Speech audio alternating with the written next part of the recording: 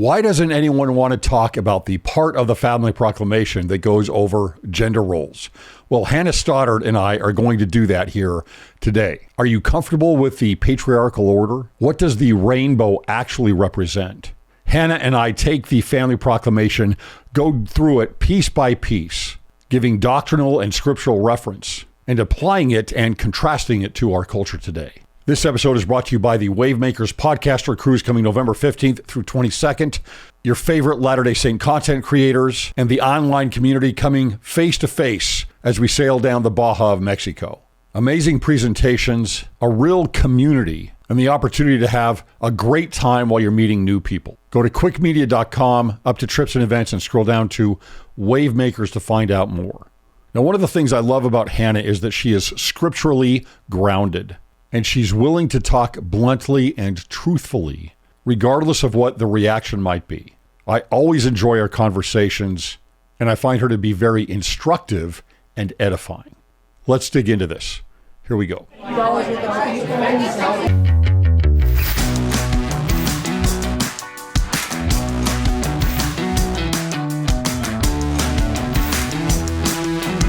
The world seems to continue to drift in our culture away from the order of family. Mm-hmm. How, from a woman's perspective, do you navigate the world we live in, which continues to move, it continues to drift, continues to unravel that order, and still hold on to, I mean, we can call it an iron rod, but still hold on to a firm order of the family as, for example, outlined in the Family Proclamation? Yeah. Okay, this is a very interesting topic for me, and I've even been hesitant to speak on it for a few years because I felt like in a lot of ways I was still trying to figure it out myself. I'm going to be completely honest. I grew up, let me just start a little bit with my background because I feel like it kind of just helps just lay that groundwork and put that picture. So obviously, I grew up in a very traditional household. There's a mom, there's a dad. I was home educated. We grow up having a garden, like President Kimball said, and then, ward callings, going to young women is just very boring and typical, I guess. But I do feel, so I'm the oldest of 10 kids, and there's 6 boys and there's 4 girls. So reasonably balanced. But one thing I did appreciate growing up is my mom and dad didn't differentiate so much on gender roles when it came to chores, talents, achievements. I mean, my dad sat there with his girls and his boys right there talking about, okay, like, what's your talents here? Oh, like Leah, you're really good at software. You seem to have a mind for this. Let's pursue that. Oh, Hannah, you seem more gifted towards music. Software, math is not really your thing. Let's move that direction. And oh, James, like where do you fit in this? And boys were in the kitchen cooking and cleaning just as much as girls. Like really. And it was more, where are your talents? And there's not a pink world and there's not a blue world. There's just God's world, and we're all working together as a team. Mm-hmm. So I feel like I grew up just, that was very natural. But at the same time, and mostly good men. So my heart goes out to women that have grown up with a very different experience where all they've known are men maybe that were abusive or bad examples or things like that. I was really, really blessed, and I recognize that in many unique ways. I actually feel like that was on purpose. I feel like, and I felt like this actually since I was 13 or 14. I just felt this deep desire. I was like, my mission is to defend the family. And specifically, I just felt like I wanted to understand God's kingdom, why it worked that way, priesthood, patriarchal order, to use the P word. I wasn't scared of it. I wasn't threatened by it. I knew it deep in my heart. I was like, God has a plan, and this plan is good, and I just want to better understand it, and I want to defend it. And my life went different directions, obviously. Defending Joseph Smith, church history, faith crisis, different. And I always felt like I want to get back to that. And I just felt like the Lord was like, just wait, like the time will come, But I was the kid that at 15 or 16, I'm sick with the flu, so I can't get out of bed. And I'm sitting on my laptop watching a PBS documentary about second and third wave feminism. And that's just what I love to do. And just like really listening and like, okay, why are they thinking this? And what's the answer? And the perspective that I came from is not so much like those crazy radicalists, like they're idiots, like what's their problem? But I really, and I feel this strongly, I feel like a lot of the questions asked with first wave feminism, second wave feminism, and third wave feminism, now we're like moving into fourth, whatever, there's legitimate questions. There's legitimate concerns. The problem is they just got the wrong answers. They actually made the solution the problem. So God is actually the solution and they made God the problem. Oh, these problems that are legit problems in our society and our family order, God's the problem. Christianity is the problem. Men are the problem. Just all of that, instead of realizing, no, actually God is the solution. But my heart goes out to them because they're dealing in a culture that's frankly coming from the great apostasy. So a lot of times we'll go, oh, if we could just get back to the Victorian era, like it was so like, oh, this beautiful, like the Victorian angel in the house and, 1800s, Little House on the Prairie. No, like I'm going to say as a woman, no. The 1800s, that's the same generation that killed Joseph Smith and drove the Saints out. Their family was not ideal. Now, in a lot of ways, we can look back and see good positive things like different standards. I'm not saying that, if you go back to the Hays Code, the motion picture movies code in the 1900s, it was way better than most family standards today with movies. So I'm not saying it's all bad, but I feel like the solution to actually solving these questions that I feel like are legitimate questions is not to go back. It's to say, okay, Joseph Smith came for a reason, and he came to say, we need to restore. The great apostasy has messed everything up, everything. We need to put this back in order. And he gave us the framework to do that. But we are still deep in the middle of that reform. So I don't know if that makes sense, but I feel like I'm kind of in this. I think definitely by the end of this interview, people will see I'm definitely very traditionalist. But at the same time, I feel like the conversation on both sides, we're almost talking past each other. And there needs to be this thing of saying, okay, it's not the extreme right, it's not the extreme left. When feminism really took on, in the mid-1900s with the ERA and everything, a lot of people just did a knee-jerk. Feminists, they'd wear blazers and suits, and so we're going to wear prairie aprons, and then now we're suddenly feminine, and we'll wear pink instead of blue. I'm wearing pink, whatever. Like, okay, that's the feminine thing to do, instead of realizing, like, no, what's actually the truth? Sorry, did I cut you off there? No, so I was just going to say, so do you think that in that world of feminism where there are legitimate concerns, what I see oftentimes because feminism is a certain movement that goes along with a lot of other movements that I study. And at the core of those movements, unfortunately, ends up there is a sense of victimhood that becomes corrupted. Yes. And it's not that you're not a victim, and a lot of those that may have the loudest voices may have had horrible experiences. And I think that needs to be understood. But you cannot live in that world. That's very true. Of victimhood, because you look at the Book of Mormon. That I think it's a great teacher of that. It is. The Lamanites are always in a position of victimhood. Yeah. And it doesn't go away. And as long as you're in that position, there is a tendency to put the problem out there. Right. And if the problem is always out there, it's not in me. And the whole basis of the gospel is I've got a Savior who atoned, sacrificed, died, and won. Yes. Right? I need to lean on that and change myself and be empowered by that. Right. And not the empowerment doesn't come from blaming someone else, right? And so it's to me, it's very anti-core of the gospel. Yeah. But it's easy to fall into that. Yeah. That makes sense? Absolutely, 100%. And with that, I think it's where do we go for answers? And again, do you want to hear the answer? So I'll sit right here and be like, yeah, absolutely. How many women actually do want the answer? How many men actually want the answer for God's plan, how it works and everything?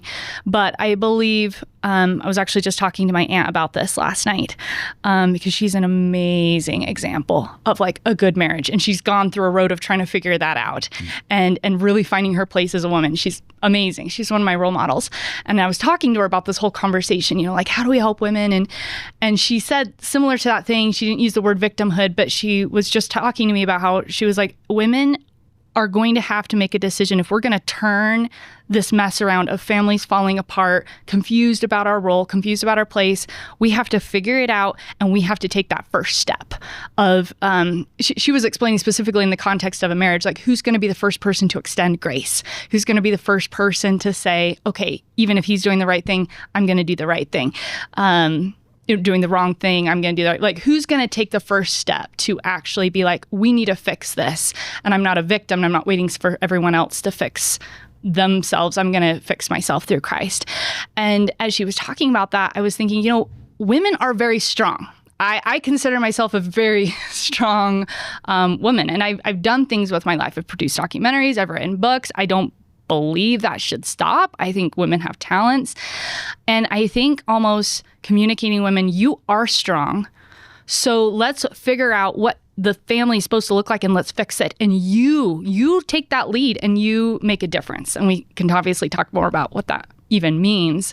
But yes, no victimhood. Let's take responsibility. So based on what you're saying, how do we fit that into the Family Proclamation? Right. Where does it, is there instruction there that you see that makes sense for that kind of guidance? You brought up just before we talked a little bit about right at the very beginning, God's plan. Right? Talk a little bit about that. Okay. So this is good. So the Family Proclamation, it's funny, it's so controversial when it's so foundational and basic. Again, being a young girl, and for some reason, I don't know, brought it with me from the premortal life. I don't know what it was. Fascinated with this, just wanting to understand all the nuances and everything. I had the basic foundation, like we had the Family Proclamation framed at our house, but I knew in my heart there was more. So like, okay, what does this mean? Like the first paragraph, the family is central to the Creator's plan. What's the plan? What does it mean? Covenants make families united eternally. Like, what does that actually even mean? And how does that work? That's always been my brain sitting there like, I'm not accepting the simple answer. Like, why does it work this way? And to answer those questions, I turned to a lot of non-member sources that were good people, good Christians, good evangelicals, very good people. Definitely not like downing that at all. But I gravitated to that just because I felt like they had good insights and perspectives that rang true to me. Like there was truth there. And that got me to a certain point. But a few years ago, I had this experience where I woke up in the middle of the night and I had been praying about a question, a relationship type of question. The Lord answered my question. I wake up in the middle of the night, I get the answer. And with that, I was chastised by the Lord. And not in a bad way. He never does it demeaning, but I was definitely chastised. And I really felt strongly prompted, like, Hannah, all the solutions to understanding your place and where you're supposed to go and how you're supposed to make decisions, they're in the restoration, they're in the temple, and they're found with what the Lord restored. And I felt like the Lord was saying, you keep turning to people who don't have the restoration, just like the children of Israel when Moses came to them and is like, I want to take you into the presence of God. I want to give you the Melchizedek priesthood. They're like, no, I want the lower law. The Lord was like, you keep going after the lower law. Like, you're throwing away this gift I want to give you. Basically, you need to get your life figured out and decide where you stand. Because do you want to lose like all these blessings? And a lot of it, I was like, what even is in the temple? Like, I mean, I keep everything in the temple. What is there? But I was prompted to study Abraham, to study Enoch, and to study the temple. So I started from that moment, and I actually ended up getting a priesthood blessing later that day where I was told that I had a mission that was tied to all of this. And so I just started studying like crazy. And the Lord really is so good. Like, he wants to teach us. He wants to guide us through. And so the reason why I tell that whole story is because, if there's a woman listening to this and literally you don't get anything out of it but this, like right here. This is just all I want you to remember. God speaks. And God can tell you things, and God can reveal things to you just like he did to Joseph Smith. Our entire faith started because a 14-year-old was confused by all the competing voices out there. And he goes in a grove and he's like, God, what is going on here? Like, what is actually the truth? And the Lord's like, thank you for asking. Let me tell you. I've had those same experiences, not on that magnitude, of course, but those same answers where the Lord is like, oh, you want to know what meekness is? Let me teach you. Oh, you want to understand what this part of the temple is? You want to understand the law of chastity and why? That one always confused me. I was like, I'm living the law of chastity before I was baptized. Like, why, And the Lord's like, let me teach you. It's higher laws. Let me explain this to you. And he just really he'll bring people in your path. He'll lead you to things that he'll give you promptings. He'll teach you so much. And so I feel like we as women do need to go on a journey of better trying to understand what the family is, what the plan is, what the priesthood is, and be willing to really just ask the basic questions. Do I even understand what the priesthood is? No, you don't. Let's just start diving into the words of the prophets, diving into the scriptures, diving into the temple, studying, and I can promise you the Lord will teach you. So if you're expecting to get done through this podcast here and be like, oh, okay, I got it, I'll figure out. No. This is a huge topic. I really almost feel like we just need to have a demolition crew in and demolish all of our traditions, all of our assumptions, everything, and just be like, okay, let's just start from scratch and let's rebuild on the foundation of the restoration, one piece at a time, but let's rewrite everything. When you hear the word man, father, husband, wife, let's change your definitions. Let's actually get back to the Lord. Let's scrub everything clean. And the Lord can help you do that. So I hope I can share a few things today that can help, but I fully realize it's a big journey and this is a big mission that needs to be done. Those are great words. I'm looking here at the Family Proclamation. I want to go through this. Yes. So that we get some more specifics and a little bit of context expansion on some of these things. But what I think about in Scripture, period, or here with this proclamation, I always think about how was it created and why was it created, right? And so you'll get a lot of response from those that might attack the church on several of these issues here. Well, it was all about the politics in Hawaii that was going on at that time, and sure, whatever. And my response is, so. Who cares? What? Yeah, okay. As if it's supposed to be just some direct fire that comes down on the rock. Come from a vacuum. And so there is an obvious thought process. To this. Yes. That builds off of this foundation and that just kind of comes down and addresses so many things that we are dealing with today. But it starts off, as you were saying, with, right, that the family is central to the Creator's plan. All right. So let's put us into the context of the plan of salvation, our eternal souls, our purpose, right? This is everything to do with you individually and how you fit in. But there is an order to plug you into. Yes. Right? And if you don't understand that order, you will be lost. It doesn't matter how many rules, how many positive affirmations, or you're a princess, you're a daughter of God. I'm sorry, speaking of the women, it's not enough. You need to understand what in the world you're doing here. So it starts off saying, marriage between a man and a woman is ordained of God. So again, thinking about the thought process here, we're going to start here. Yes. Which is very similar to what happens in the Garden of Eden. Right? It's like, let's start right there. Going back, as you were saying, let's get a demolition to everything. Just go to the very basics of this.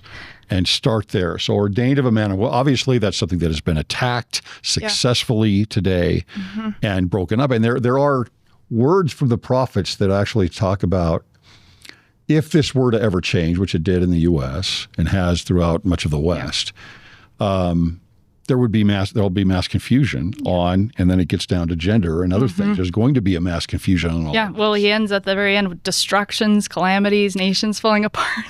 And so it's. I think we need to remember that and understand just that very basic part of marriage is between a man. So this order, our purpose for coming down to earth, getting a body, is built in right here with marriage is between a man and a woman, and then we can get to everything else, right? Okay, let's get into that. Okay. And I'm going to start getting excited. I just can feel it. I'm like, okay, contain yourself. Okay, so I've done so much pondering on this, just the basic question of just being like, okay, God, I'm going to admit, what is the plan? Like, what are you doing out there, you know? And this is so oversimplified. I'm not saying I have it figured out, because I don't. But this is some basic things that have come fitting into all this. God, who is God? He's basically just a dad out there who grew up in chaos, because he was once an intelligence in chaos. We'll talk about that in a second. And he figured out that if you create order, you're happy.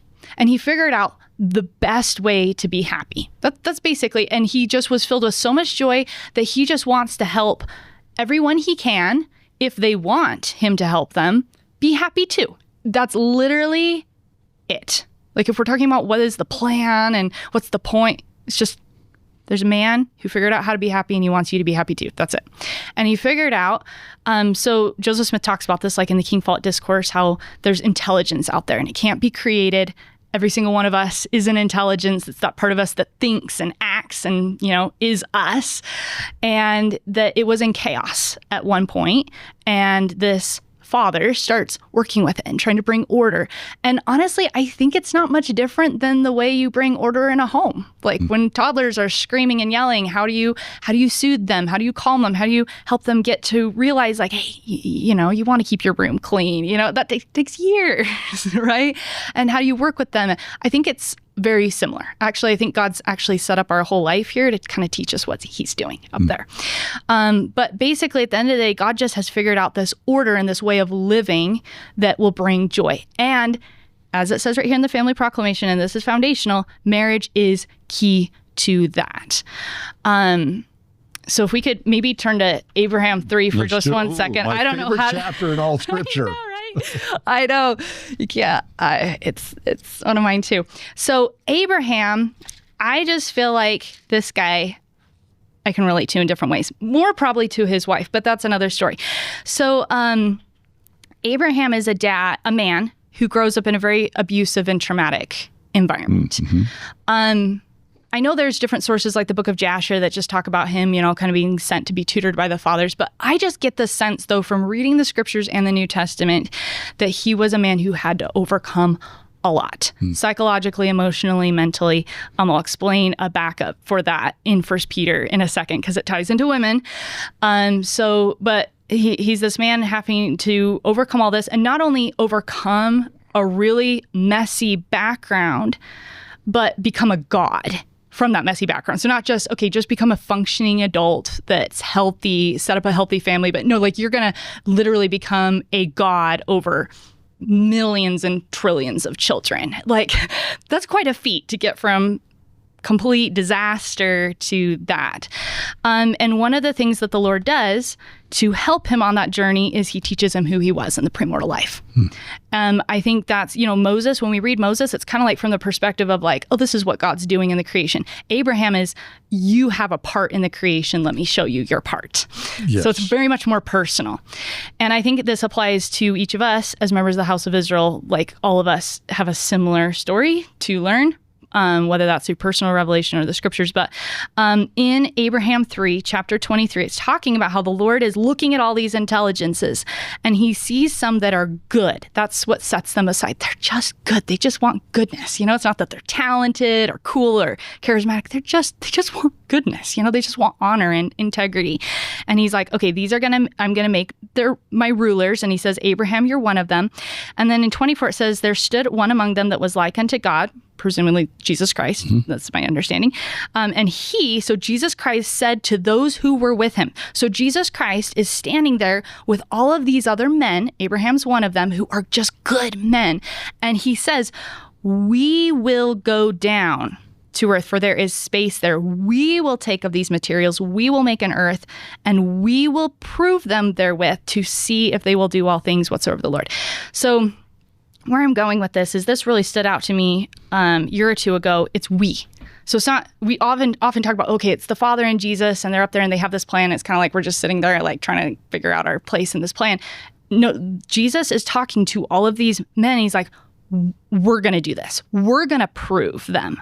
We are going to create this earth. We're all part of this plan. And it's not just men. If you go and read Joseph F. Smith's Revelation on the spirit world, DNC 138, I think it is. Yes. Yeah. He specifically lists Eve as one of those rulers, and presumably I would say then the wives of all of the men. Because then there's a million quotes on this too. There's no such thing as God that's only male. It's male and female. So it's basically Jesus Christ is standing there with all these couples, and he's like, guys, let's go put this plan into action. That is really interesting because it's and that's my thought also. When you're talking about God, this whole thing, it's a whole different podcast, but this whole idea of Mother in Heaven and praying to Mother in Heaven is like, you're kind of already doing that. It's like, how do you even answer that question? It's like that is such a divisive idea because God is Elohim, right? Yep. God is plural already. God is, we will make man and woman in the image of God. Yeah. Right? It's man and woman. And I'm going to go so far that it's not just the couple, but it's also like their birthright son, because there's this triangle, this threesome, the power of, Joseph Smith says, like, faith exists in the power of two or three combined. So it's not just the husband. Like, okay, tree of life. Nephi sees the tree of life, right? It's the Father, Mary, Christ. Yes. The three of them together. So all of a sudden you see it's not just about a couple, but it's also a couple and a birthright son trying to save the family. It's a couple and multiple generations. Like, it has to be. Yes. And that's what Elohim is. That's why Joseph Smith's just like, it's more than one. Where do I even start with? And I know I'm going off on a tangent here, but this is very exciting to me because you're going down the exact same path that I've gone down. Right. When you go to Abraham 3, you start off with Kolob and Oliblish and the Kokabeam, and there's this hierarchical structure, this order that is put into place. And the reason this is so important is because the adversary continually tries to take that order of all those things and flatten it. Yeah.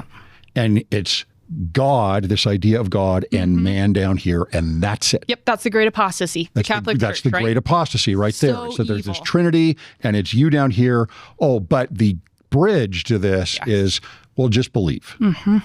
Just accept it, just believe, and then it's done.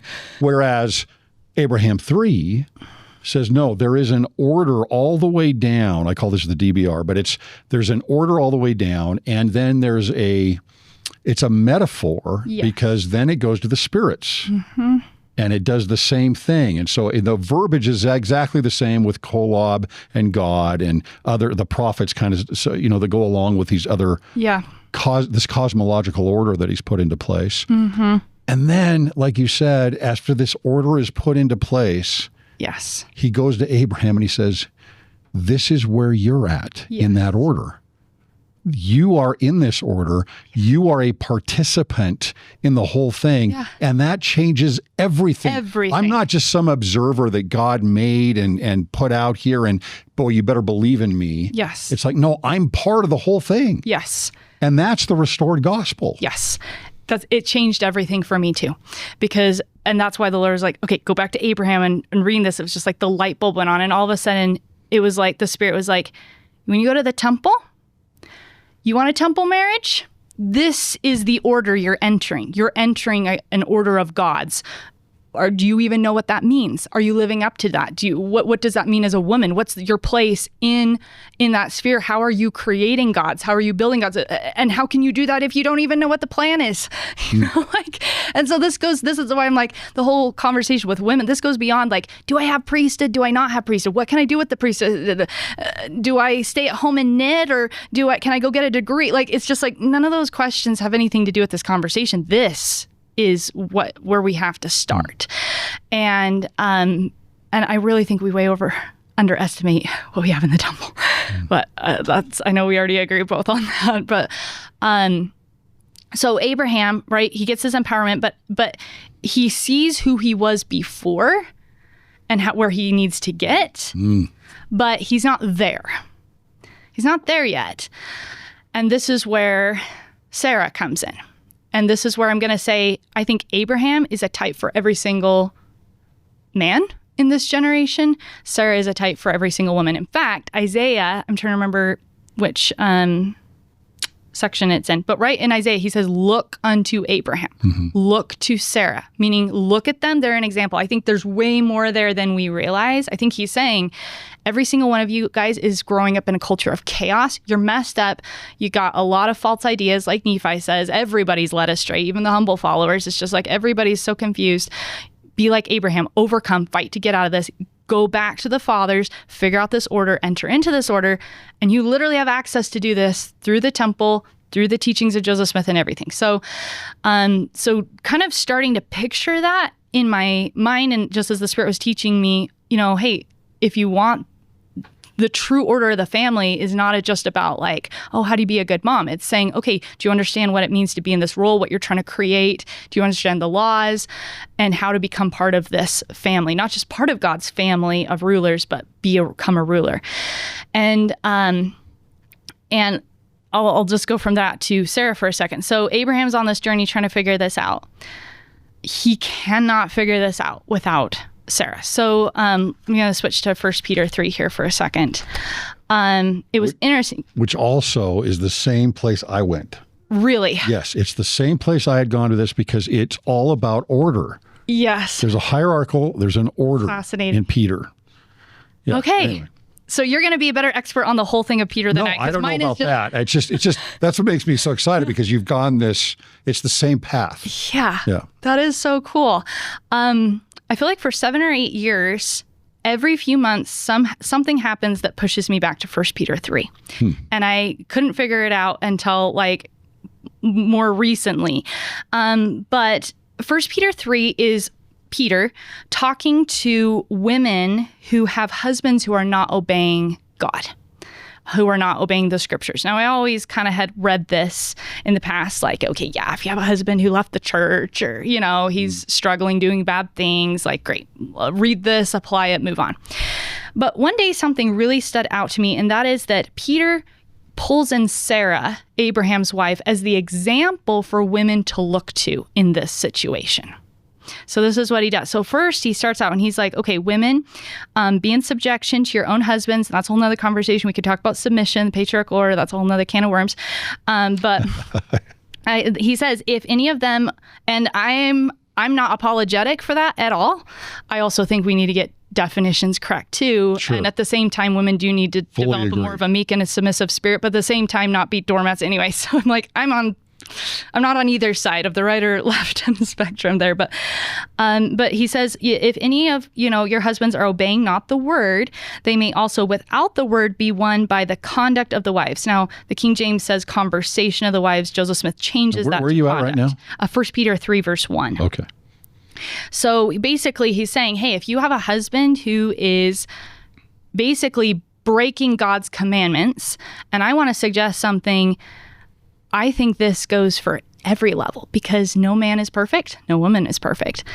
But no matter what in your marriage, you're going to have situations where they're breaking a commandment. They're obeying not the word. And Peter's like, how do you handle this? It's not by more words. It's not by more nagging and conversation, which Joseph Smith talks about that in the Relief Society Minutes. It's kind of a theme. But anyway, and he says they'll behold your chaste conduct coupled with fear. So, I mean, this would take hours to unpackage, but everything about having the fear of God, what it really means to be chaste.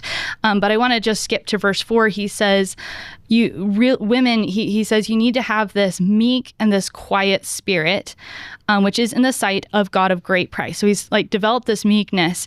He says, after this manner in old time, the holy women also trusted in God, adorned themselves, were submissive, subjection to their own husbands, even as Sarah obeyed Abraham, calling him Lord, whose daughters ye are, as long as ye do well and are not afraid with any amazement.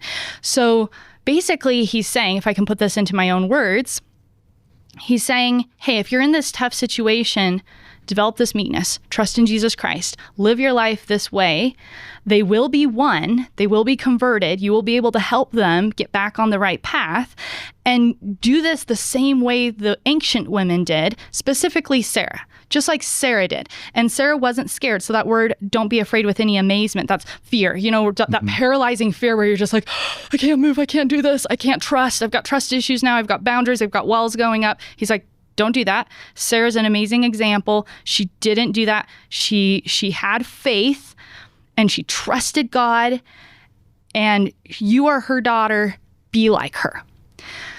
I remember that just hitting me so strong. I was like, why is he pulling in Sarah as an example? Because you think Sarah's got her way made. I mean, she's married to Abraham, for crying out loud at God. Like, what woman could have an easier path in life?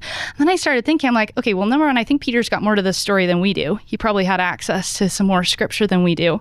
And I could be wrong on this, but there's some hints in Genesis of places where Abraham was making some mistakes at time, and Sarah trusts in God. Abraham goes to God and he's like, yeah, okay, I think there's a lot more to the story, but I don't know. I just felt deep in my soul like the Lord was like, there is something to be learned here. Well, for me, it was meekness, number one. The Lord told me I had serious issues with meekness and I needed to get that straightened out.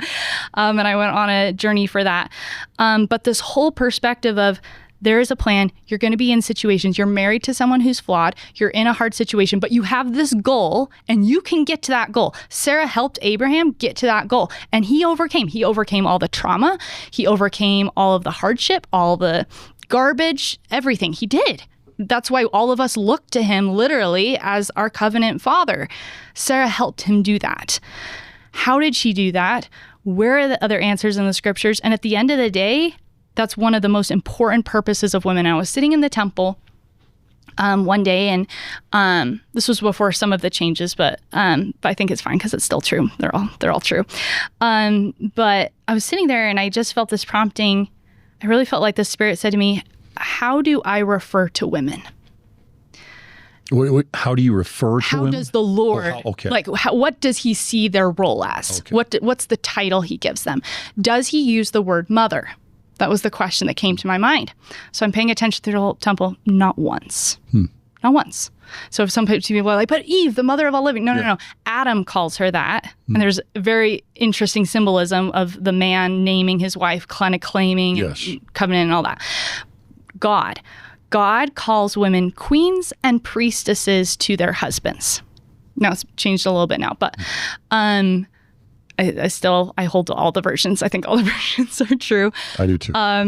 And because you can find it in quotes and everything. And I was sitting there and I just felt the most distinct prompting was marriage comes first. That role of being a queen and a priestess to her husband as a wife is top. And it was so strong and so clear that I was like, I know this is true, but I was like, I'll never say this to a single soul. I was like, this goes against everything almost any woman has ever told me. Like everything. Okay, I grew up, motherhood was everything with my mom. Everything. Oh my word. Every Janine Brady song, every Janice Cat Perry song, like everything was about preparing to be a mom. Everything. Almost nothing about being a wife. Like, I don't really ever remember actually conversations. I'm not the only one. I know I'm not the only one because as I've talked with girls my age and others, and I start sharing with them some heretical ideas, and they're just like, yeah, this is so foreign. And like I'm saying, I was scared. I was like, I'm not posting on social media anything like wife comes ahead of being a mom. Like, I'll get killed. And now here I'm on a podcast, whatever, because I have a quote. So I have multiple quotes actually. So there's a point to the story, Craig, sorry. But last September, I had this prompting. It was go through every one of the teachings of the prophets on wives. Just go through every single one. So I went to my bookshelf because I've got them all there. We've got every book written by a president of the church. I love it. And I just kind of default, like I was like, I'll start at the beginning, chronological order. That's how my brain works. And I just inexplicably, I just had to pick up teachings of Harold Bealey. I don't know why. I just had to. Okay. I have nothing against Harold B. Lee.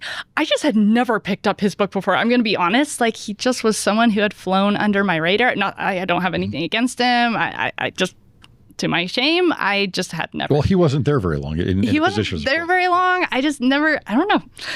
But I just had to pick up his book. So I pick up his book. And I'm like, okay, like, look in the topical guide, where's the section? So I'm flipping to the section. The first page that kind of just flips open is in his section on marriage and wifehood. And underlined there in my dad's colored pencil handwriting and starred is this quote from him where he says, and if I can just read it, because it's so good, but it's really simple. But he says that the role of a wife is first, and then the role of a mother is second. I don't know where my quote is. Shoot. But he says, from my experience as a father and a husband and a grandfather, a woman's as a wife is first, and that is the priority ahead of motherhood. I'm going to tell you that I just cried. I sat there and I cried at the computer, and it was because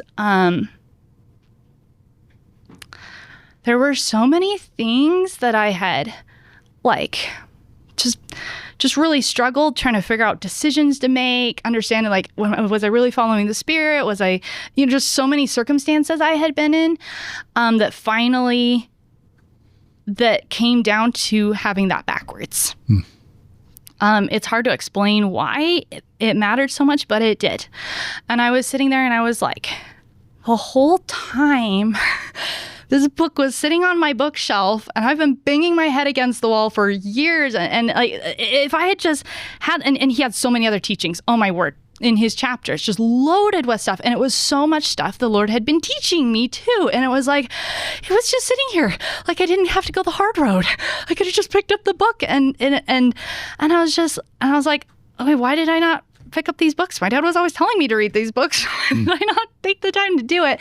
And they do have the answers. And all of a sudden I was like, these prophets had the answers all along.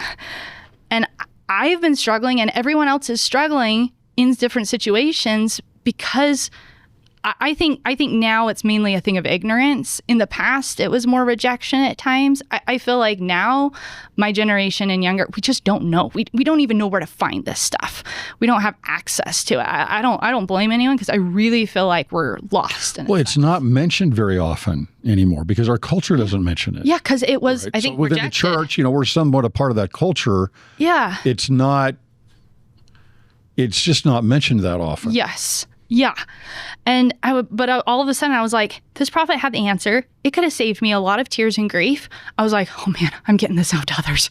I also just felt like this, all of a sudden, this connection to Harold B. Lee. I was like, I love this guy. He thinks the way that I'm thinking now. And I ended up now reading his biography, and okay, the story, like him and his wife Fern, like there's so much in his biography that's so beautiful, visual examples of that women can look to and be like, whoa, okay, this is how it should be if we approach it with that humble heart.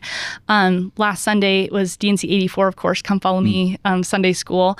And they were talking about priesthood. And of course, the teacher's up there like, women, like, you have priesthood too, like, don't stress. And he was like, you just go ahead and just, do what you're supposed to do. And this lady rose her hand and she was like, what are we supposed to do?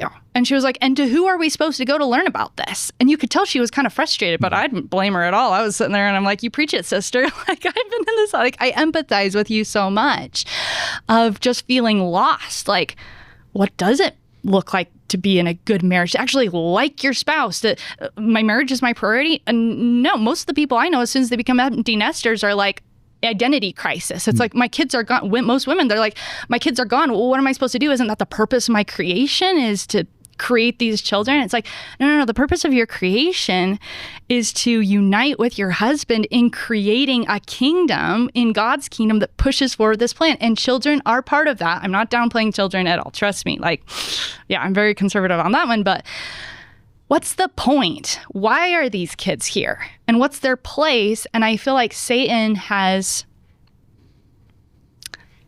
I'm going to say this even about the homeschool movement. I feel like I can speak to that because I come from that movement, and I've talked to women that are, teachers, co-op leaders or whatever, that agree. We've been kind of going through all of this too.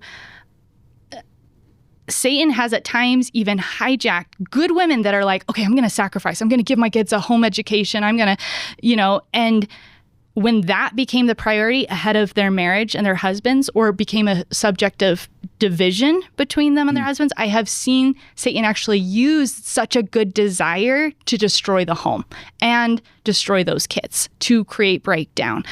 I hope I'm not being too hard on anybody, but just I'm speaking from the perspective of a young single adult in the church, watching this, trying to figure out where's my spot, and really asking questions beyond the basics, actually being like, no, do I really understand this or not?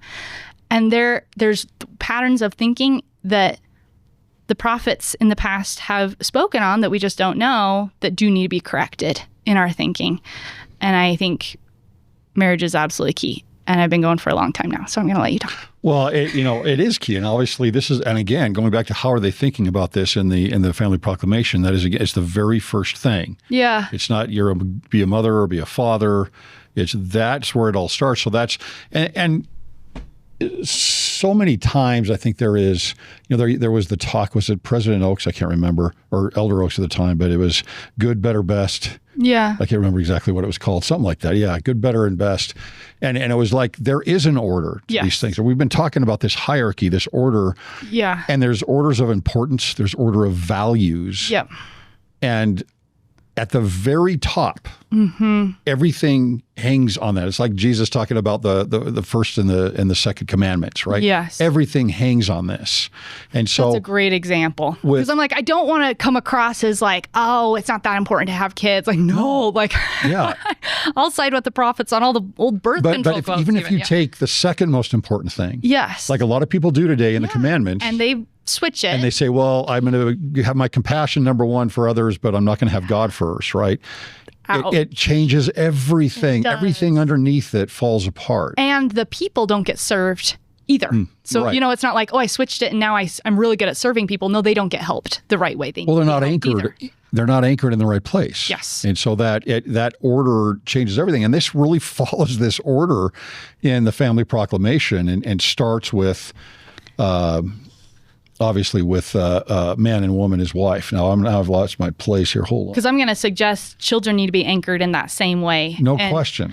And we'll talk about that. And women can sometimes, I think, struggle with this. They're like, yeah, well, I don't know if I totally like my husband. I don't know if we can really work together. Like, a lot of people might be like, no, okay, well, no, I'm going to be honest. I talk to women all of the time, and they'll be like, I'm just struggling with this with my husband, or I'm struggling with this, or it's hard for me to forgive him. Or what do I do in this hard situation? And I think the first step to change and hope is just realizing where we're at and realizing things can be better. Like, even if you think, oh yeah, like my marriage is good, just realize like there's a whole nother level of amazing that God has in his plan, that can be. And I really feel like if we as women could get the marriage area figured out, I think all the other problems in our society would straighten out. Do you think that several women then, because they don't have this order in place sometimes, that the thought is, okay, I'm going to get married, but the thought is, yeah, okay, that's exciting, great, but my future is being a mother. Yes. Right. I'm marrying the man for the kids. Yeah. Or I'm marrying because I'm in love with him, but are you thinking like Sarah, like, okay, I want to help this man become a God, and I'm not going to help him by like, oh, I'll help him. I can see every one of his problems. I'll fix him. Right. We're not talking about that kind of help. We're talking about support and comfort. And this is actually, Joseph Smith goes into this in his Relief Society teachings. He's like, when your husband gets home, no critical comments, no criticism, no nagging. He's like, when your husband comes down and he's worn down, what he needs is comfort. What he needs is support. He needs to be safe. And that's a question I'd ask right there. Like, does your husband genuinely feel safe with you to be whoever he is? The dirtiest and ugliest parts of his past or his present, is he safe with you for you to be like, okay, this is right, this is wrong, not compromising, not tolerance, but really to be safe and be like, let's help. Where can we help? Where can we support? And not by fixing, but actually helping and empowering. So it goes from man and woman to gender is the very next thing it talks about. So it's talking about basically this binary that must be in place. Yeah. That is part of the order that they're covering here. Right. So it says all human beings, male and female, are created in the image of God. Again, going back to that idea of who God is. But each is a beloved spirit, son or daughter of heavenly parents, and as such, each has a divine nature and destiny. Gender is an essential characteristic of individual, premortal, mortal, and eternal identity and purpose. So they're starting to put on the flesh over the skeleton here of marriage. Yes. And what this is starting to mean. And again, isn't that interesting? They cover gender after marriage. In other words, if you really want to even understand gender, you have to understand marriage. Yeah. That's what I would suggest. I think a lot of our problems which is the plan. Yeah, but we always have it backwards. It's just like, okay, well, let's just figure out like boys or girls, and like I don't know where we went so wrong. I think it started with the great apostasy, honestly. Actually, yeah, could I actually make a point just about that please. Right there? Let's remember, so Jesus Christ comes, and we don't have a lot of his writings, right? We've got very, very little with the New Testament, but we know from like Joseph Smith, they had the priesthood, they had ordinances, temple, all of that, right? So somehow we get from Jesus Christ having a perfect order of all of this to the great apostasy where people can't even access the Bible in a corrupted form, you know? And what happened in that, one of the main points and tenets of the great apostasy was marriage is evil. Sexuality is evil. Sexual relations, all of that. It's carnal, it's dirty. Well, they used to fast with that. They used to have sexual fasts. And if you were even better than that, if you were truly holy and consecrated to God, you'd never get married, right? You check into a monastery or a convent, and those are the holy people, you know? And so I don't think we realize how radical it was when Martin Luther leaves the Catholic Church and he gets married. For them, for him, that's going against everything he was indoctrinated from a child and embracing and being like, I've got to switch everything in my psyche to be like, this is good, not bad. So it was huge. It was huge, even coming down into the Pilgrims, the Puritans, like for them to actually embrace this to the point that they did, to truly be like, no, this is good. But there was still a lot to restore. So then it's even more radical when you get to Joseph Smith, where Joseph Smith is now trying to restore like, oh yeah, now, and the purpose of marriage is godhood. So we're even putting this even more important. And there's different quotes, like Brigham Young has a teaching in one of his sermons that he doesn't use the word ordinance. I'm going to use the word ordinance, that sexual relations is essentially an ordinance. But he says that it should be sealed by the Holy Ghost, and that the Holy Ghost should be present. And if the Holy Ghost is present, that union will produce prophets and prophetesses, like the children will be filled with the Spirit. And this is what it means, like John the Baptist, when he's filled with the Spirit from his womb and everything, that actually the laws of sexuality and marriage that the parents were living. Okay, when I read that when I was young, I was just like mind blown. I was like, what? Like, I've never heard this before, you know? And it just started me thinking like, whoa, like, so we go from this is evil to this is so sacred, like the Holy Ghost is there. And I think trying to realize like, okay, God needs to help us restore our way of thinking, and this is beautiful, and this is exciting, and there's a purpose to it. I feel like fighting the gender wars, all this stuff with marriage and the attacks on the Family Proclamation, if we built up the good, the bad would just naturally fall away, because it can't compete with the perspective God has. Yeah. Sorry, I know that's a little bit of a tangent. No, that's great. That's good stuff. So he goes down through and the proclamation continues with the gender, and it I think what's really important here, and I'm making a bit of an assumption here, which is maybe a little dangerous because it's on prophetic words from President Nelson, but he gave a talk to young adults 3 or 4 years ago where he put together what I call President Nelson's identity hierarchy. And right here it says, each is a beloved spirit, son or daughter of heavenly parents. Well, at the very top of this was, you are a child of God. So again, if we look at an order and the importance of things, that is number one, to understand your identity.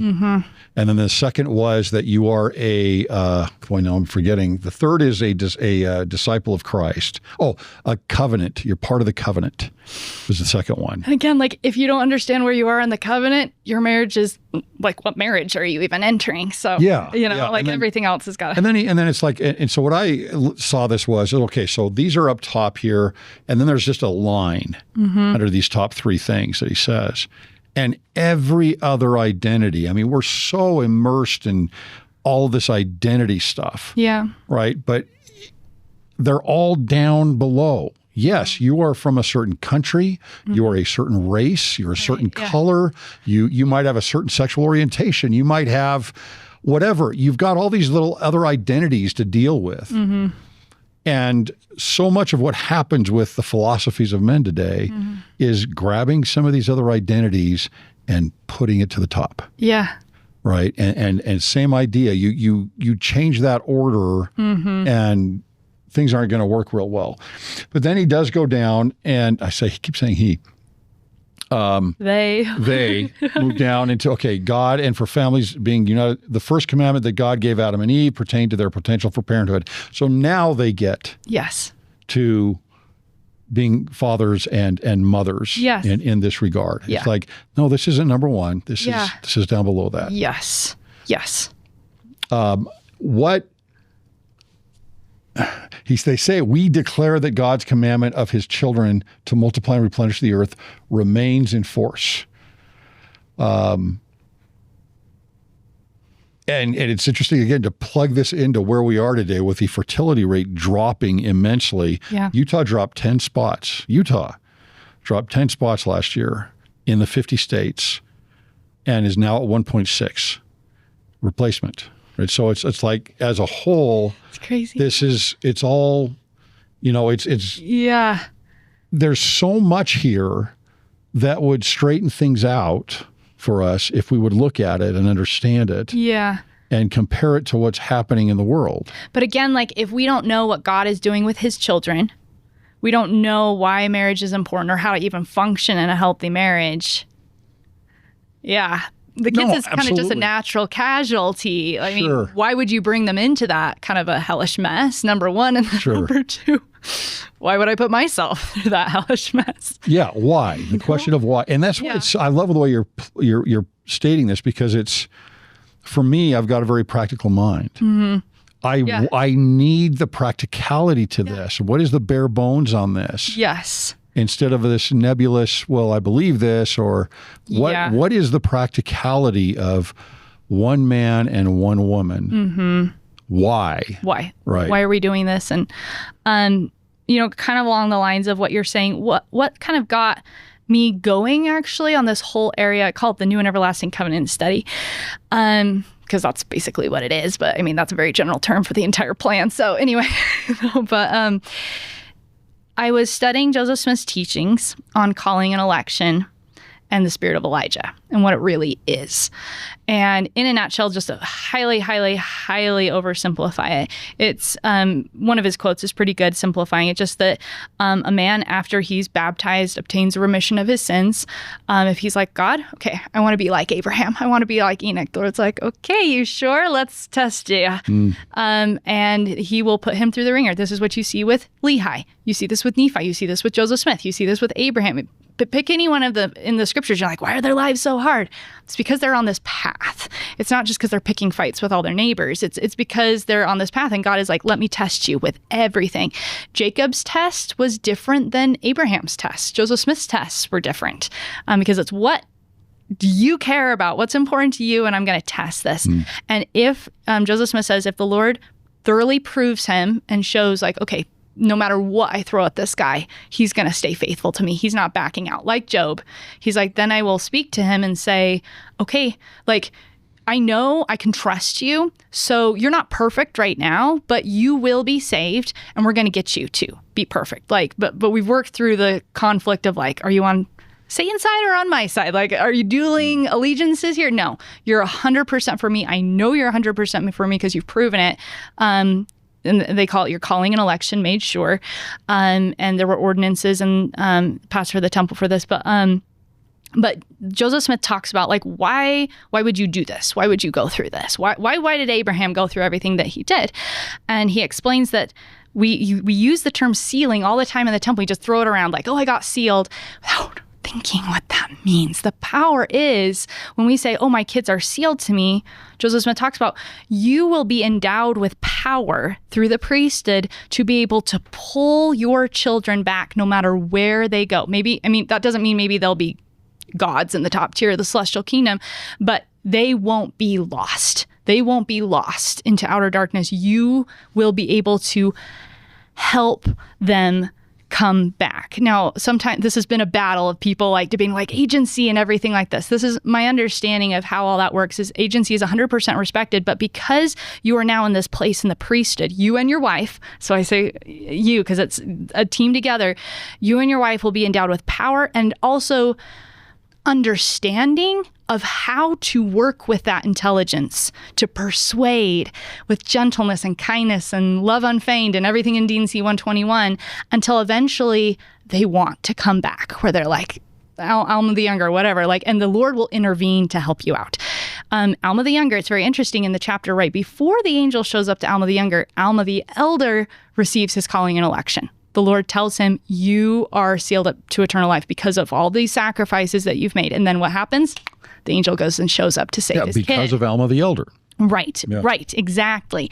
So as I started studying this, I was like, wow, this is cool. And wait, as a wife, and as a mother, this is my goal, to help my husband obtain his calling and election and then save our kids and join this incredible ecosphere of these gods that are just in this progression of happiness. I was like, this is cool. Okay, I want to be part of this. And I'm going to throw something just on the whole gender thing, not to get controversy with the LGBTQ thing, but when a man enters this order, there were sealings that used to happen in the temple for this. They were called the law of adoption, where if your biological father wasn't of the caliber to be able to, because a man can't achieve this without being connected to a man who's greater than him to kind of help him along. This is why Abraham, his biological dad, is not so good. So he goes to Melchizedek. That becomes his father. Someone like Jacob could do it. Others had to, Moses goes to Jethro, his father-in-law, right? And Jethro becomes his father in the priesthood. In the early days of the church, they were doing this as well. Newell K. Whitney was sealed to, I believe it was Heber C. Kimball. Heber C. Kimball was sealed to Joseph Smith. So it's in this chain of understanding. And some people are like, they didn't understand what they were doing. They were just playing around with sealing. No. They just understood far more about what's going on in this plan of Godhood, in my opinion, and priesthood than we do. But there's this whole pattern of sealing, and Joseph Smith says this is the sealing on the forehead. So in Revelation, when it talks about people being sealed on the forehead, it's not about some creepy, kooky thing out there. It's priesthood stuff. The rainbow, according to the Joseph Smith translation, is a symbol of this covenant, of these men with their wives being covenanted together to save the kids. And the covenant is, this is in JST Genesis 9, that when the children decide we want to listen to these dads, the dads are going to have the power to pull those kids up. It's the Star of David, the triangle coming down, the triangle coming up. And he says, when you see that rainbow in the sky, that rainbow is the symbol to remind you those dads are calling to you and they can help you. When I started connecting some of this, I was like, that's why Abraham went through all that, because he cared about me.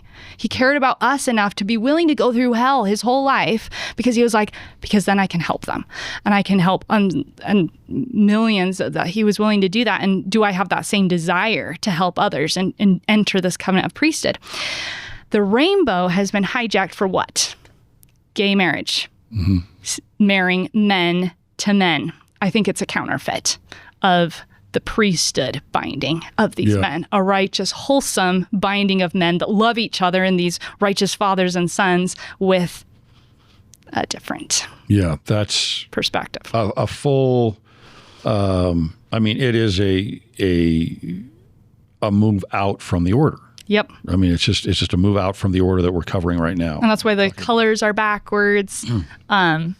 But the rainbow is a fascinating thing to study even scientifically. It's a full circle, so it's a symbol of eternity. Like there's just once you start seeing where you're like, whoa, God has this everywhere, and we just missed it. And as speaking as a woman, I feel like if women started connecting like, okay, wait, and I was doing this in the premortal life, I was part of this in the premortal life. This is what I was fighting for. Like when I was like, I signed up for Jesus Christ's plan. This is what you were learning and embracing and being a part of and fighting for. And you can do it today. All of a sudden it's like, oh, now I understand why marriage is important. Instead of just like, you got to get married. You got to have kids. Well, why? Because that's God's plan. Like, why? This doesn't sound very fun, It's interesting with Section 121 you were talking about, and you brought up Job. And so there's these trials that we're going through, and Joseph Smith is in Liberty Jail, and he's like, what is going on? Where are you? Where art thou? Right? And it puts into perspective. Well, you have this archetype who's Job. Yeah. Right. He says, are you even as Job? Yeah. Right. At this point, you haven't been. So he puts up this archetype of suffering to Joseph Smith. Yeah. And then he says, or myself, right? Or even as me. And you think to yourself, well, why would the Savior say that? Is he saying, look, you haven't even suffered as much as I have. Stop whining. No. But no, right? It's like you're saying, no, this is the path. Yes. And I'm the one you anchor to because I suffered the most. Yeah. I went through all of this. And why did he suffer? Right. Yeah. I love the scripture that says he suffered so that he knew how to succor us. Mm-hmm. And there is a paradigm that in the scriptures, I believe that's the same reason righteous priesthood husbands and wives do the same, is they are willing to go through suffering so they know how to help their posterity. Yeah. To be able to say, I know what you're going through. Now I know how to reach you. Now I know how to speak to you. And you can't do that without experience. You can't. You're not going to learn it from a book. And so it's amazing to see this caliber of these amazing men and women, and hopefully we can become like them, but that are like, yeah, I'm willing to go through hell and I'm willing to suffer so that I can help you. And that's why they're rulers. Yes. And it's a difficult process because there's most of the time in that situation, there's not reciprocity. Yeah. And you have to know that going in. It's like that reciprocity. There can be down the road, possibly, and maybe even right away. Yeah. But I do this regardless in the hope. Yeah. Right. And that reciprocity may not come back. And that's, of course, what the Savior did. Mm-hmm. And so when he says, come follow me, in my mind, when he says, come follow me, I think of the garden. Yes. And I think of the cross. It's like, okay, that's what he means. Yeah. You need to go through difficult times and overcome all of this, both for your progression and for how you're going to help others. Yes. It's not, well, do as I say. Can I pull on this too? I'm going to leave this vague, so I'm just going to leave it. If you go to the temple, the cross is connected to marriage. And I think there's a level that's symbolic with Christ and the church, but I think it's also your individual marriage. Yes. The cross is very important. And in the parable of the 10 virgins, the women have oil in their lamps. And we're always like, oh, yeah. No, how is oil produced? How did those women obtain oil? Well, oil is produced with pressing, intense pressing, where the first pressing, you get the purest oil and it's great, but and then they add more stone. So it gets even heavier and more intense. That's the second pressing. The third pressing is so intense that the oil looks like blood. It's so that, and so the women have this oil. I think there's a lot more there about them following the path of Jesus Christ and being willing to go through experiences and going through it and endure faithfully that enabled them to have oil then combined with, okay, I'm not a scientist, but produces light, right? Yeah. When it's and so light, illumination, truth, the word of God. But if you don't have oil in you, it doesn't matter how many times God hits you with heat. no light is going to illuminate. It's your experiences, your faith, the trials you've gone through, the things that you've built. In ancient Hebrew times, sin offerings could not include oil. So oil is only connected to offerings, meaning this isn't about, I did something wrong, so I'm suffering for it. This is, you're innocent. You don't have to do this. It's not fair.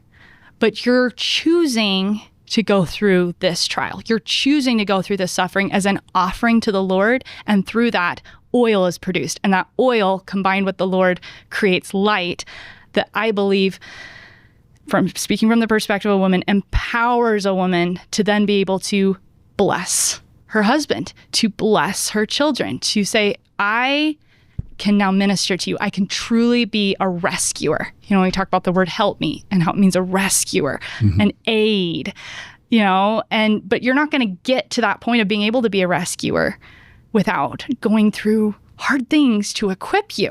But if you can do it for the same reason Jesus did, out of love, and again, you have to love your husband enough to do this. You have to love him for who he is, with the good, the bad, and the ugly, and be like, okay, I'm willing to do whatever it takes to help you and rescue you and save you so that you can get to the same point that Abraham did. Okay, maybe I'm just a hopeless romantic, but I think that's the most beautiful thing in the world. And nothing wrong with being a helpless romantic at all. Right. But if women could see, like, wait, I really have the ability to do this. And then it comes down to, do you want to choose? Do you want to be submissive? Do you want to be meek? Do you want to choose the path of Jesus Christ? And some people are like, no way. I want a celestial order. This is not fun. And that's your choice. That's your choice. But you got to realize this is the path of joy. It doesn't seem like it's the paradox, but truly to achieve this Godhead, it is joy. Well, joy actually is tied also. Oftentimes it's called the oil of joy, but it's. The other thing to look at that in that parable that's really interesting is, that ties those 5 women that have the oil to Christ is Gethsemane. Yes. Gethsemane means the oil press. So that is, right, that's the oil that's being produced. Yeah. Or the olive press. The olive press. Right? Yeah. Yeah, it's the olive press. And so that's the oil, as you're saying. Right? That's what the oil is. Yes. So, very interesting. So I want to get to this part because I've heard you allude to this before, but not expand on it. Oh, dear. And that is this, what do I call it? How do I not be controversial on this? Wow, now I'm really curious. Because I've got my thoughts on this also, and it's difficult for a man to talk about this. Okay. But by divine design, it says, fathers are to preside over their families in love and righteousness, and are responsible to provide the necessities of life and protection for their families. Mothers are primarily responsible for the nurture of their children. In these sacred responsibilities, fathers and mothers are obligated to help one another as equal partners. So in my mind, this has been obliterated. And I don't mean from one side. Right? I think it's been obliterated from both sides. I think that I do think that feminism has a part of this, but you look at the distractions for men today, it pulls them all away from this role, right? And you look at some of the philosophies out there for women, it pulls them away from this role. For sure. That is here. And one of the issues is this critical theory that goes out there, which is always built between a victim and an oppressor.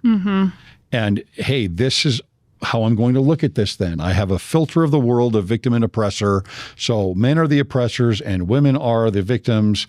And men being leaders here, is it lead or is it preside? Preside is automatically puts us into that false dichotomy of those two roles. As you, I don't know if it was before we started recording or not, but you had said something that I agree 100% with, which is the definitions have to be understood on these things. Yes. Talk about that. Okay, so fair disclosure, I am an unapologetic supporter of the patriarchal order. But when I say patriarchal order, I do mean the true term. And I fully understand why some people would not understand why an order like that could work. And it is because we're broken on both sides. The men are broken, the women are broken, the children are broken, everyone's broken. And we have to get back to that. There is, people like to read this a lot of different ways, right? Like, oh, preside doesn't really mean you're leading anything. It just, I don't know. I don't know what it means. It's just poo-pooed away. The whole thing is just, I don't want to deal with this. What I'm going to say is the prophets, I believe in all the prophets. All of them, the dead ones and the living ones. It's just like all of them. And I really feel like you need all of them to actually get the full perspective.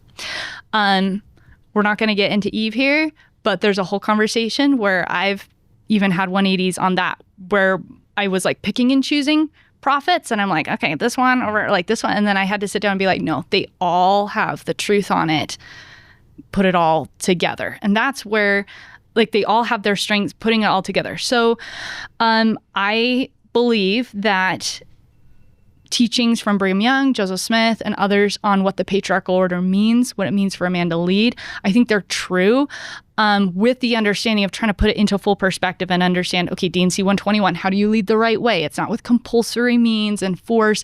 But to be honest, if there is a man with integrity, not perfect, but a man with integrity, I think it's instinctive and good women, or at least a good woman that's connected to him, like in marriage or something. Not, patriarchal order is not all women following all men. No, it's who is your priesthood head and work together in that team. And it doesn't mean you're not equals. It just, there has to be order, okay? It's like President Nelson has the final say on if you're baptized or not. If he says you're not baptized, you're not baptized. And it's not democratic. We don't get up in general conference. It's like, well, he excommunicated this person, but now we're going to vote. There has to be order and there has to be structure.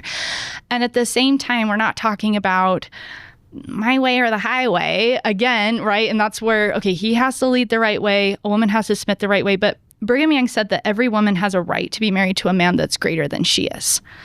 A man who can pull her through the veil, a man who can help lead her to Christ and help her get to Christ. Now, I don't think that means perfect. That just means, does he have the strengths that complement or higher yours? value? No. It just means he has strengths and perspective and experience that truly can help nurture and protect you in the places that you are weak. And I think women struggle with maybe admitting that there are places where they are weak and they need that, because it is scary. It can be scary because of trust issues. It can be scary because of bad examples. But at some point, trusting God has a plan and that plan will work and that order will work, and just trying to put it into place one step at a time, I think is important. I'm going to read this just one quote from Joseph Smith. I just almost feel like this is opening a huge can of worms. I'm like, okay, how do you open it up? I'm like, this whole, because there's just so much, and I don't want,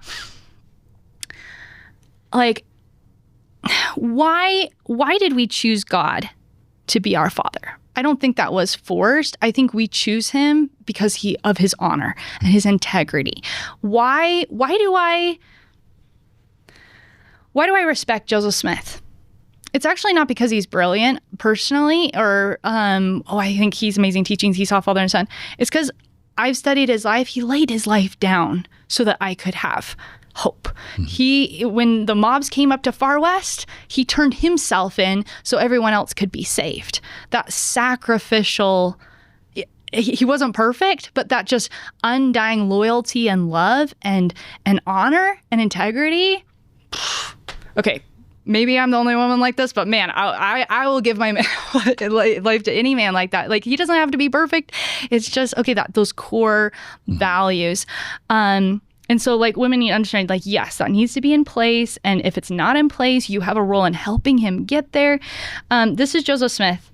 on husbands' wives. He says, "It is the place of the man to stand at the head of his family and be lord of his own house, not to rule over his wife as a tyrant, neither as one who is fearful or jealous that his wife will get out of her place and prevent him from exercising his authority.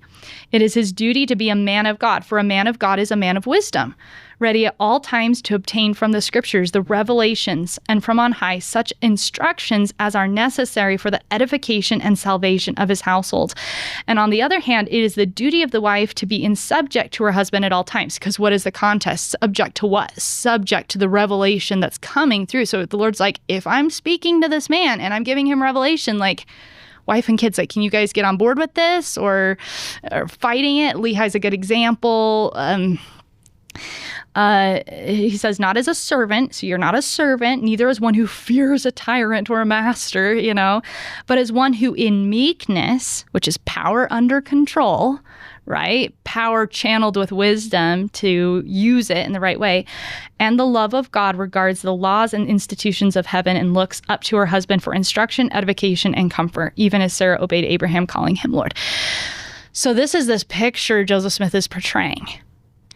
It's an ideal that's pretty rare. It needs to be restored.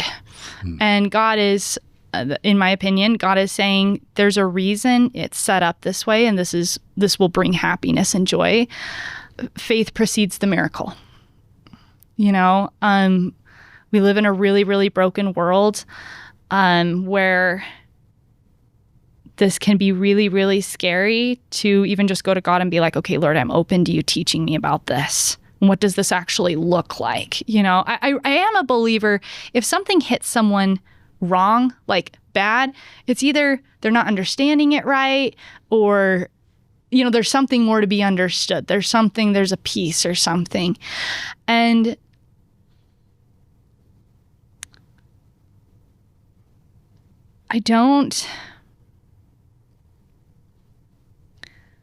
this is a heavy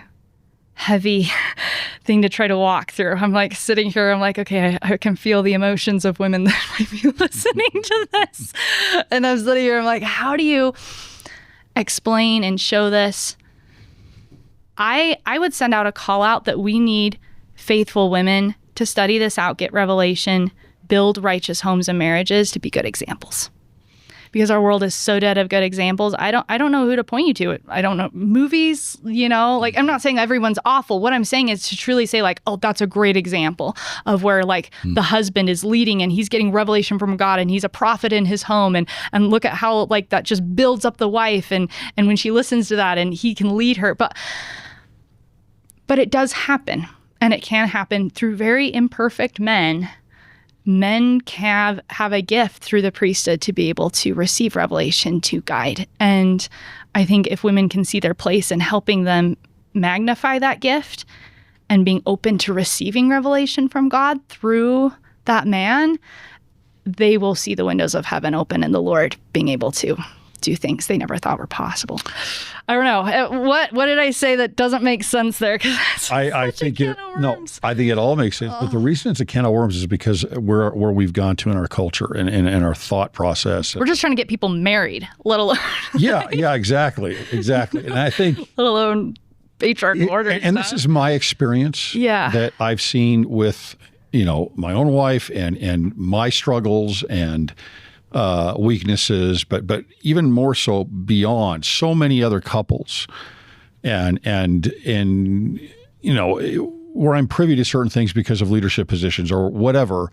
There's actually in the church at least, and I would say probably broadly, very broadly, there are more women begging their men to lead. It's like, you talk about fixing them. Sometimes it's like, okay, you don't want to go and fix them, but that's more of what I see is please lead the family. Can I suggest a reason why I think some men might not? And you speak to this. You're the expert, not me. I wonder sometimes if men feel that they can't because they will be rejected and it's not safe. I think today that is true. Harassed. I think today there is no question. I don't blame him. I'm like, does that woman really want him to lead his way, or does she want him to lead female's way, right? Like lead the way I would lead, lead family scriptures, but do it the way I would do it, the time I would do it, how I would do it. And if you do it a different way, I mean, I've heard women debating about, like, I don't want my husband babysitting the kids because he feeds them differently than I do. Or like, it's like, he's different than you for a reason.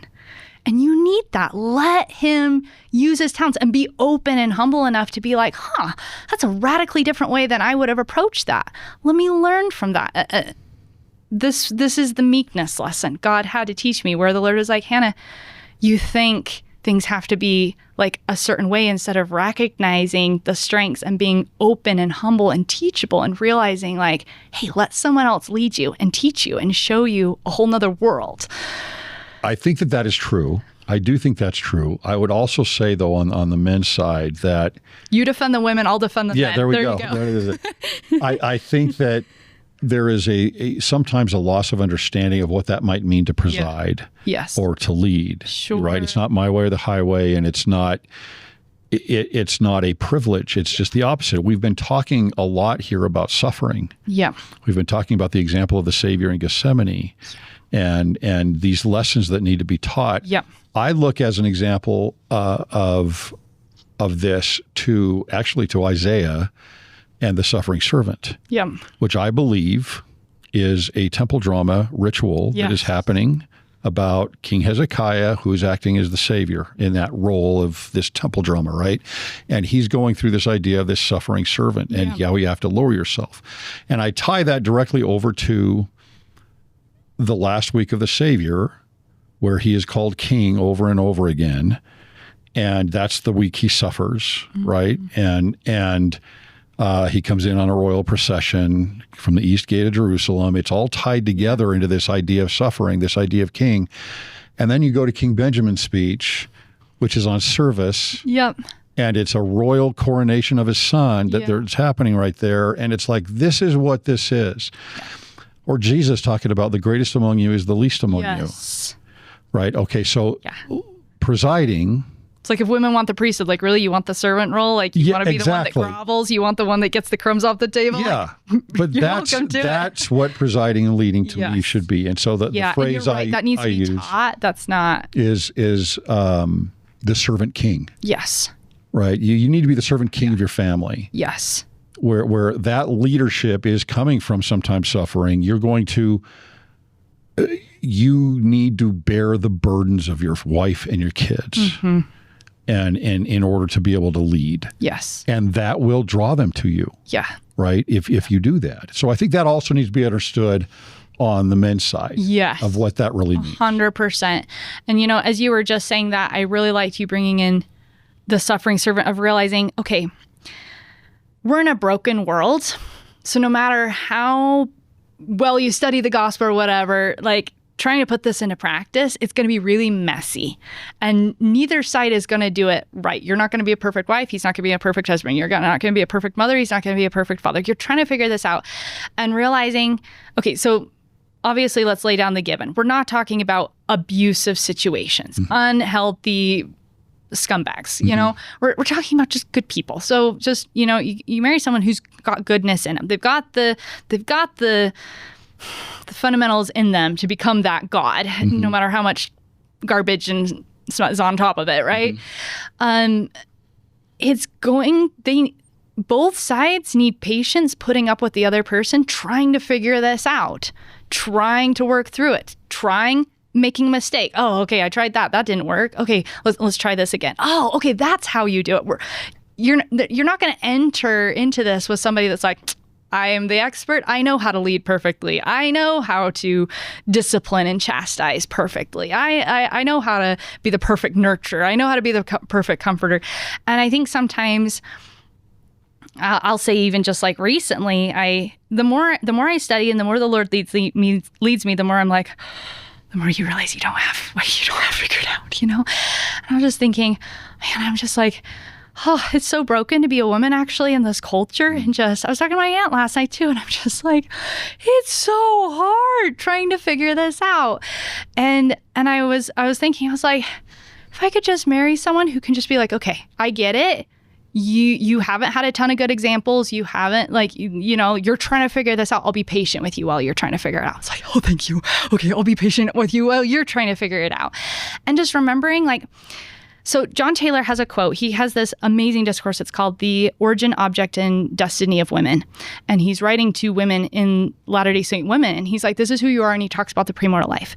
And he talks about how Latter-day Saint women in the priesthood, in the premortal life, made covenants with their parents and with a guardian angel and with their spouse before they would come to earth. I'm not promoting the idea of a soulmate, but the idea that if you're entering that priesthood order, there's foreordinations and there's covenants that were made before. That's John Taylor. So if you kind of just go along with that thinking and you think if you're married right now and you're looking at your spouse and thinking, I made a covenant with this person. I saw something in this person in the premortal life, that told me I want him to lead me. I'll join in this priesthood order with him. He has the capability to do that. You saw something there.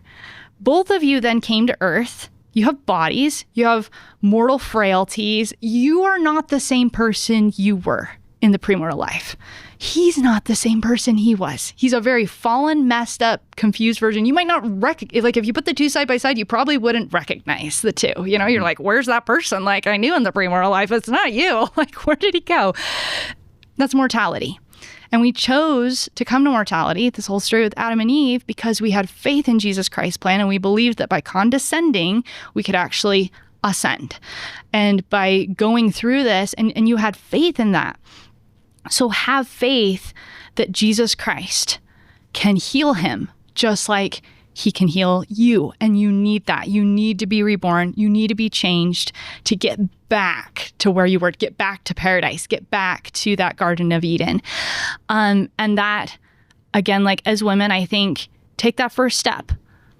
Take that first step of being patient and loving and showing that Christ-like love can go a long way. The two visuals that kind of come to my mind with that is, three actually. King Lamoni, when King Lamoni is in his 3 days of darkness, right? He's a pretty crazy guy. He's going to come out of this 3 days later, completely changed. It doesn't happen in 3 days, at least for no one I've seen. Maybe for a few, but most of us, this is a long journey. But I think that's kind of a metaphor for us in our lives, where we have to go through, we're one way and we have to be changed and reborn. I think the 3 days of darkness King Lamoni is in is symbolic of Christ in the tomb for 3 days. I think it's a symbol of resurrection, being reborn and everything.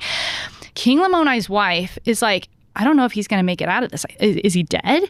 So she goes to Ammon. I think the type of women think, if you're my husband is dead, spiritually, this is a mess. This is a wreck. Satan has won the battle. Give up hope. Turn to the prophets. The prophets have this advice. They're like, hey, no, there's a solution. There's a plan of redemption. And Ammon tells King Lamoni's wife, he tells her, he's not dead. He's going to wake up, and he's going to wake up on the third day. And she has such faith in that. I don't know how she had so much faith, because she's like, I don't have any witness but your word, but okay. How do you just believe that simply? Really amazing. I want to have that faith one day.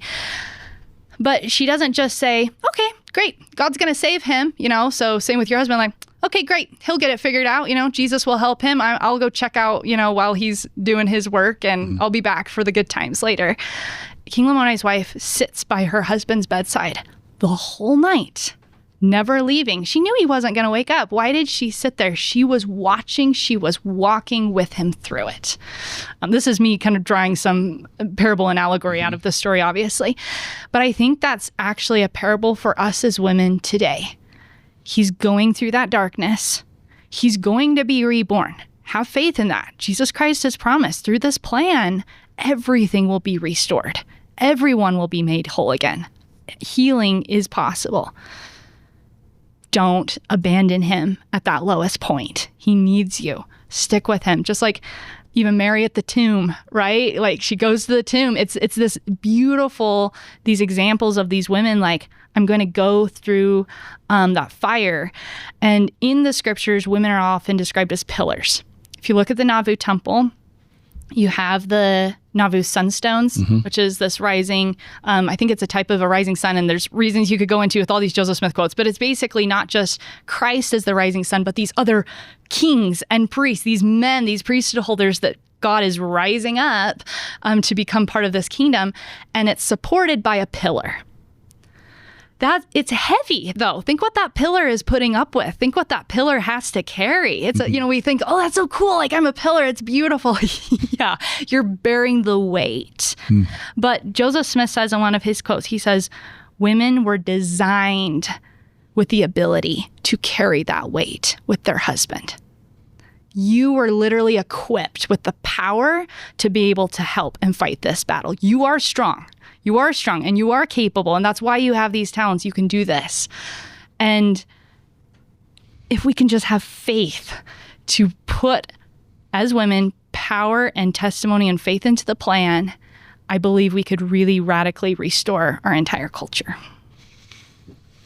Very good words. I believe that too, going back to the order. So finalizing the proclamation here, we've got the warnings of all the calamities. If this order we're talking about all falls apart, what's going to happen? What are the results? What are the consequences? And we're starting to fall into this at this point. And unfortunately, I know that there's actually been a little bit of a tick up on marriages in the last year and a half or so, but it's not just a matter of marriage. It's not just a matter of even kids. It's just everything that has pulled that order apart that continues to. And even within the church, we get ideas that we have to be at one of the darkest times. I think that there are several of those dark times that we've seen before. Yeah. My guess is they've gone through the exact same thing that we're going through right now in those times. But I think for members of the church, there's two approaches to this idea that I've seen. One is that, well, we're just going to step into Zion and let Babylon act as it will. Endure. We just got to endure and hide in that bunker and just hang out until. And the other is, well, we need to speak up and we have to try and I'm not going to say reverse it. I don't know if that's possible, but invite, right? Talk, make people aware. I mean, you're talking about things that are really important right now that people I know need to hear. And to me, that awareness needs to be put out there. And it's got to be based on why. What is the practicality of this? Why is marriage important? Yeah. Why is family important? Yeah.